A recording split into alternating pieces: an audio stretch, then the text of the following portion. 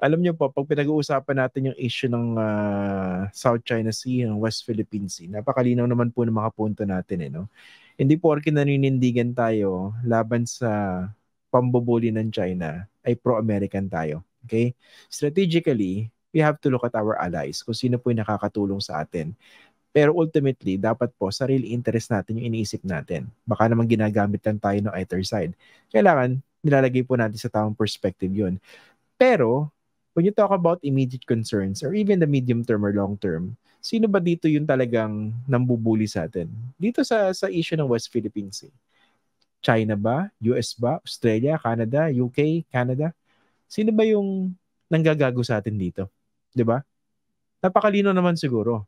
And we know that we cannot really um, do this on our own, 'di ba? Marami kayong pwedeng kausapin, magsaliksik kayo. Mahirap kausap ang China when it comes to bilateral discussions, yung one-on-one, no? Mahirap. Kaya nga, sinubukan din natin yung multilateral approach. We try to involve others. Then, we went to the Permanent Court of Arbitration at nanalo tayo. Diba? Tayo may legal na karapatan dito. Legal and moral. Paulit-ulit ko pong binabanggit yan. Pero despite that, China is not respecting our legal right dito sa ating sariling bakuran. At nandyan pa rin sila hanggang ngayon. Kaya nga, di ba, buti, nakausap natin si Justice Carpio dahil nakakadismaya na marami sa ating mga kapwa Pilipino, mga leader pa natin, sila pa yung mismo nagpo-push nung linya ng China.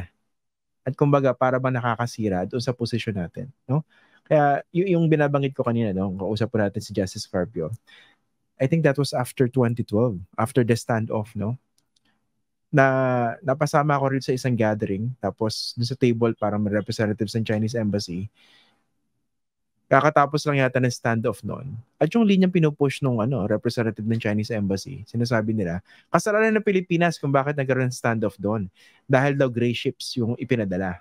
Pero common knowledge yung time na yon, talagang Philippine Navy ship yung pinakamalapit. Alam niyo po ba kung paano nagsimula yon?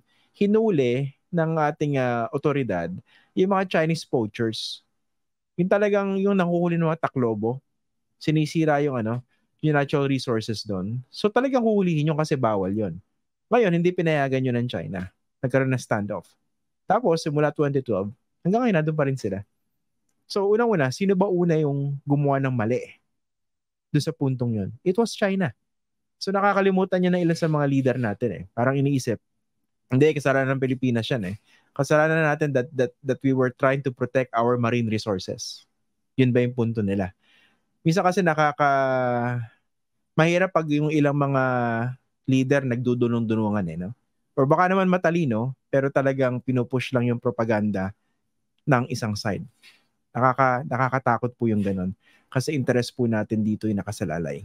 Okay? Wala akong sinasabi ha? Kung sino. Pinupunto ko lang yung mga sinasabi ng ilan sa kanila. Yung mismong punto na yun. Parang inisip mo, teka, parang yun yung linyang sinasabi ng China tsaka ng mga pro-China people dito sa Pilipinas. So, kanino interest yun na napoprotektahan? Sa atin ba? O doon sa China?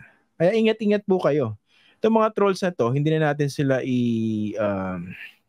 i-legitimize, no? Ayan, nag-post na naman sila rito. Hindi ko lang sila mahanap, no?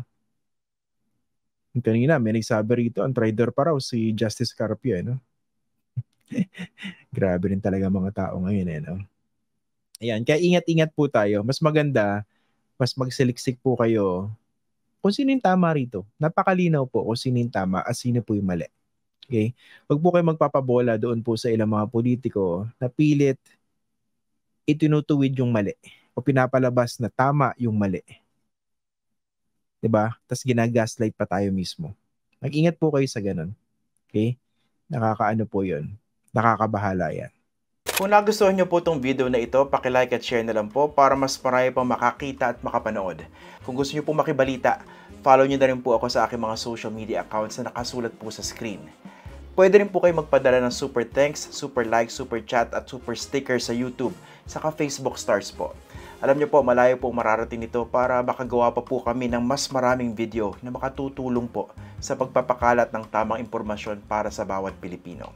Kada like, subscribe, follow at share ay pagsuporta po sa tunay na independent journalism sa bansa.